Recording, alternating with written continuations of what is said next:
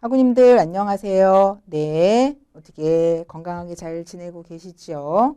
자, 사이버대학에 입학했더니 강의만 들으면 되는 줄 알았더니 게시판도 해라, 토론방도 해라. 이거 너무 힘들다. 어, 출석 오프라인 대학에 가서 앉아 있는 게 훨씬 편하다. 이런 말씀을 하시는 분들도 계십니다. 첫 학기에는 특히나 더 정신이 없고 뭐 이렇게 하라는 게 많은지 이렇게 좀 부담으로 느껴질 수 있는데 이제 첫 학기 지나고 적응이 되시면 훨씬 사이버 대학의 강점을 느끼실 수 있을 거라고 생각이 듭니다.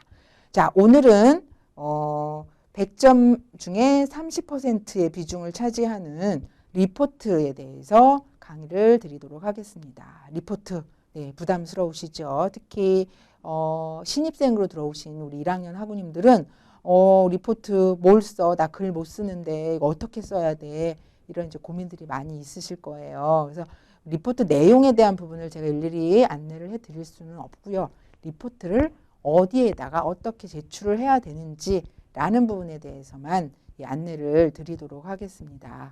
자, 우선 지금 여기 보시면 과제 하나가 깜빡깜빡 불이 들어왔죠. 그래서 과제가 이미 출제가 되었다라는 것입니다. 그래서 리포트 어디다 내야 될까요? 뭐 어디다 여기다 내셔야죠. 자, 수업 관리를 클릭하십시오.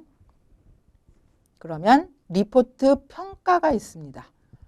내가 낸 리포트를 평가해 준다는 의미에서 리포트 평가이고요. 리포트 평가에다가 리포트를 제출하시는 겁니다. 자, 보시면 미출제 여섯 과목이 미출제이고요. 이 중에는 리포트 자체가 없는 과목도 있습니다. 예를 들면 그쵸. 결혼과 가족의 심리학 중간고사이기 때문에 리포트가 없고요. 집단 상담도 중간고사이기 때문에 리포트가 없습니다. 이제 그런 과목들은 종강할 때까지 리포트가 출제되지 않습니다. 근데 우리 학우님들 중에 그런 분이 계세요. 왜 리포트 안 주냐고. 중간고사가 리포트를 대체하는 것입니다. 자, 그러면 사회복지 실천 기술론이 리포트가 올라와 있기 때문에 한번 열어보도록 하겠습니다. 과목을 클릭하시면 이렇게 과제, 리포트의 주제가 뜨겠죠. 여기 이제 보시면 3월 9일부터 5월 20일까지 리포트를 제출하세요. 연장 기한이 있습니다. 언제까지? 20일까지 제출하지 못하신 분은 25일까지 제출하시면 된다고 해서 기간을 연장을 해드린 거예요. 연장한 시점에 리포트를 제출을 하시면 감점이 있습니다. 그래서 꼭 5월 20일까지 리포트를 내시겠다라고 이제 마음을 먹어주시고요. 자, 클릭을 하면 나와 있습니다. 과제 주제가. 사회적으로 이슈가 되었던 사건들 가운데 사회적 약자의 권익이 침해받았거나 불평등 사례를 찾아서 정리하고, 그러니까 이제 예를 들면 그 약자라고 생각할 수 있는 다문화든 세터민이든 아니면 또 한부모든 그런 사람들의 장애인이 될 수도 있고 권익이 침해됐다 또는 그들이 불평등한 경험을 했다라는 어떤 사례 같은 것들을 찾아보시라는 거예요. 이거는 신문 기사나 이런 거 찾아보시거나 아니면 내 주변에서 경험한 일을 나의 이야기든 주변 아는 사람의 이야기든 그걸 이제 사례로 하나를 정리를 하시면 되죠. 자, 그리고 나서 이런 상황에 대해서 또는 이런 사람들에게 내가 사회복지사로서 무엇을 할 수 있는지에 대한 방안을 쓰시는 거죠. 그러니까 자, 불평등 사례 정리하고 그 밑에는 사회복지사로서의 역할 또는 사회복지사로서의 대처 방안 이렇게 해서 이제 2번 하시고 내용을 쭉 1, 2, 3 이렇게 이제 기술을 하시면 됩니다. 자, 분량은 새 A4 3에서 5장 이내라고 하셨으니까 3장을 써도 되고 4장을 써도 되고 5장을 써도 된다. 글자 포인트는 11에서 12포인트 여기 다 써 놓으셨으니까 굳이 또 Q&A에다가 분량 제한이 있습니까? 이런 거 물어보지 마시고요. 자, 모사율이 50% 이상일 경우에는 좋은 점수를 받을 수 없다. 다른 학우랑 내용이 똑같으면 둘 다 빵점을 받습니다. 자, 날짜, 기간 내에 꼭 제출해 주시기 바란다라고 써 놓으셨어요. 자, 그래서 이제 리포트가 부담이 되는데 그냥 본인의 머릿속에서 이걸 다 정리를 하기는 어려우시니까 네이버나 구글이나 또는 도서관에 가서 자료를 찾아보시거나 이런 방식들을 통해서 이제 리포트를 작성을 하시면 됩니다. 그래서 요즘에는 뭐 그쵸, 도서관에 가서 복사를 하고 뭐 이거 손으로 쓰시는 것보다는 인터넷을 통해서 자료를 찾으시는 게 훨씬 편하시죠. 그런데 모사율이 50% 이상이면 점수가 깎인다라고 되어 있습니다. 모사율이라는 거는 내가 낸 리포트가 이 사회복지 실천 기술론 2분반에 속해 있는 뭐 대략 한 200명 미만의 학우가 되겠죠. 그 사람들과 비교했을 때 비슷한 내용이 일치하는 내용이 너무 많으면, 그게 50% 넘으면 점수를 좋게 못 준다, 이런 이야기예요. 그러니까 쫙 긁어다가 갖다 붙이기를 했는데 이 모사율이 70, 80 이렇게 나올 수 있다라는 거예요. 다른 누군가도 이 사이트에서 이걸 긁어다 붙였을 수 있다라는 거죠. 그래서 그런 일이 생기지 않도록 본인의 의견도 중간중간 좀 써가면서 리포트를 작성을 해 주시면 됩니다. 자, 본인의 PC에 뭐 바탕화면이라든가 USB에 사회복지 실천 기술론 리포트라고 저장을 하셔서 그것을 여기다가 파일 첨부하시면 되는 거예요. 파일 첨부를 누르시면 뭐 바탕화면에 뭐가 있습니다. 까마귀가 있고요. 2-3 이렇게 2-3 이게 이제 뭐 사회복지 실천 기술론 리포트라고 하면 열기를 누르시면 돼요. 열기. 자, 그래서 열었어요. 자, 그러면 여기에 파일명이 뜹니다.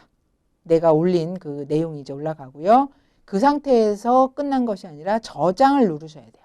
저장을 누르면 그것이 전송이 돼서 학교 서브로 이제 들어오는 거죠. 그리고 동시에 학우님께는 문자가 날아갑니다. 리포트 제출이 완료되었습니다. 라고 문자가 전송이 됩니다. 제출하셨는데 문자가 안 날라오면 그것도 마찬가지로 학과나 학교에 한번 문의를 해 주시기 바랍니다. 자, 리포트 제출하실 때 꼭 기억하셔야 되는 거는 여러 과목의 리포트를 해 놓으시고, 예를 들면 뭐 사회심리학, 사회복지 행정론, 이렇게 제목도 사회사에 들어가니까 여기다가 사회복지 행정론 리포트를 낸다는 게 사회심리학을 내시면 곤란하겠죠. 꼭 이 과목에 이게 내용이 맞는지 확인해 주시고요. 열어서 내가 낸 파일이, 첨부된 파일이 사회복지 실천 기술론 과제가 맞는지 한 번 더 열어서 확인하시고 다시 올리실 수 있어요. 잘못되셨으면 기한 내에는 다시 여러분들이 첨부를 다시 뭐 수정을 하거나 아니면 잘못 올린 파일을 정정하는 것이 가능합니다. 그런데 교수님이 읽고 이것을 이제 확인을 한 상태에서는 되돌릴 수가 없습니다. 자, 과제를 내시고 나면 여기 동그라미 파란색으로 제출 표시가 뜨고요. 자, 내가 5월 1일 날 리포트를 제출을 했어. 그러면 교수님이 바로 검토하고 확인해 주시는 게 아니라 5월 25일 정도에 대체로 모든 리포트가 마감이 되고 나면 그때부터 교수님들은 리포트 평가를 하고 점수를 부여를 하게 되어 있습니다. 그래서 요 검토 확인 리포트 평가는 아마도 5월 25일 이후에나 확인이 가능하실 거다라고 생각이 듭니다. 그래서 리포트는 비중이 큰 만큼 우리 학우님들께서 부담도 되시겠지만 성심성의껏 작성하시고 또 기한 내에 내시면 이렇게 막 100점 만점에 50점, 60점, 70점 받는 경우가 그렇게 많지 않습니다. 저 같은 경우에는 대략 기한 내에 내시면 80점 정도에서 시작을 하고요. 너무 내용이 성의가 없거나 정말 너무 심하다 이런 경우에는 물론 그 이하의 점수를 드리기도 하지만 기한 내에 성의를 보이시면 일정 점수 이상을 대략 30점 만점에 25점 정도는 받으실 수 있습니다. 그래서 리포트에 대한 부담 너무 갖지 마시고요. 기한을 지키시는 거 중요하다라는 거 꼭 기억을 해 주셨으면 좋겠습니다. 자, 안 내시면 부분 점수도 드릴 수가 없습니다. 30점이 그냥 빵점이 되는 거예요. 이 사이버 대학에는 여기에 리포트에 이 첨부가 되어 있지 않으면 점수 입력 자체가 안 됩니다. 그러니까 좀 부족해, 너무 잘 못 쓴 것 같아 라고 해도 제출을 하시는 것과 하지 않는 것은 큰 차이가 있다는 거 꼭 말씀을 드립니다. 자, 오늘 여기서 이제 과제, 리포트 제출에 대한 부분들 말씀을 드렸고요. 다음 강의에서는 시험에 대한 중간고사, 기말고사, 이 시험을 응시하는 것에 대한 부분들을 한 번 더 강의로 말씀을 드리도록 하겠습니다. 예, 감사합니다. 수고하셨습니다.